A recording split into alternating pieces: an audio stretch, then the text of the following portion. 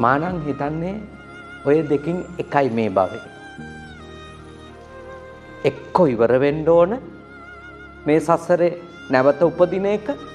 ඉවර කරගන්න බැරි වුණොත් අඩුම තරමින් සෝතාපන්න ඵලයවත් අවබෝධ කරලා මැරෙන්න ඕන. එතකොට සහතිකයක් තියෙනවා සතර අපායක ආයෙත් උපදින්නේ නැහැ කියලා. හිතන්න. නිරයකට වැටුණා. අටමහා නිරයෙන් එකකට වැටුණා. പ്രേත විශ්ේ ඉපදුණා. ආයේ මනුස්ස වගේ හොඳ ආත්මයක් ලබන්න කොච්චර කල් යනවද?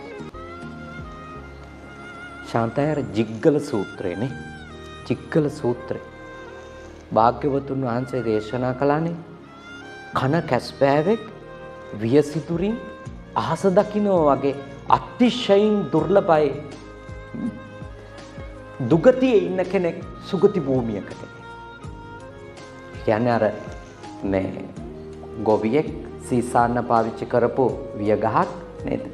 වියගහක් ඒක වැඩ අරන් විසික් කරනවා ළඟපාත තියෙන ඇල දිගේ පාවි ගිහිල්ලා දොලකට වැටිලා ඒක දිගේ පාවි ගිහිල්ලා ගඟකට වැටිලා ගඟෙන් මූදට ගිහිල්ලා දැන් මේ වියගහ මූදේ රළ එහෙට මෙහෙට යද්දි එහෙට මෙහෙට පාවෙන හුළඟ හමන පැත්තට.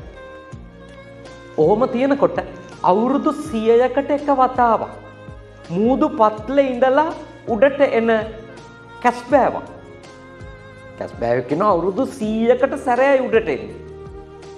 එහෙම එයා නොහිතපු වෙලාවක උඩට එද්දි අර හුළඟට එහෙ මෙහෙ අතට පාවි තියෙන වියගහේ සිදුර හරියටම කැස්බෑ වගේ ඔළුවට සම්බන්ධ වෙලා ඒ තුලින් හිස උඩට එස වුණොත් හිතන්නකො කොච්චර දුර්ලභද කියලා නේ.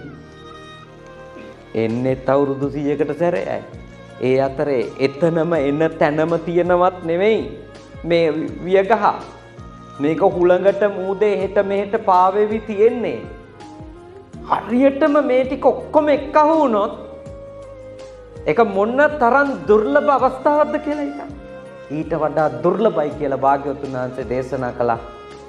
දුගතියක ඉන්න කෙනා සුගතියකට එන්නේ. ලැබිච්ච අවස්ථාව නම් අවුල් කරගන්න එපා. ලැබිච්ච අවස්ථාව අවුල් කරගන්න එපා. ලැබිච්ච අවස්ථාව විනාශ කරගන්න එපා. අපි කියමුකෝ මාර්ගඵලයක් ලබා ගන්න බෑමයි කියලා. අඩුම ශ්‍රද්ධාව සීලය හරි පිහිටුවාගෙන මැරෙයි. අඩුම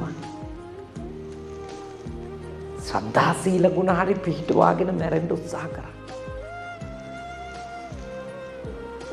අපිට මං හිතන්නේ මේ සසර ගැන කලකිරෙනව නම් මේ සසර ගැන බය හිතෙනව නම් බය හිතෙන්න ඕනෑවටත් වඩා දේවල් අත්දැකීම් විදියට අත්විඳ જાතියක් අපිනේ.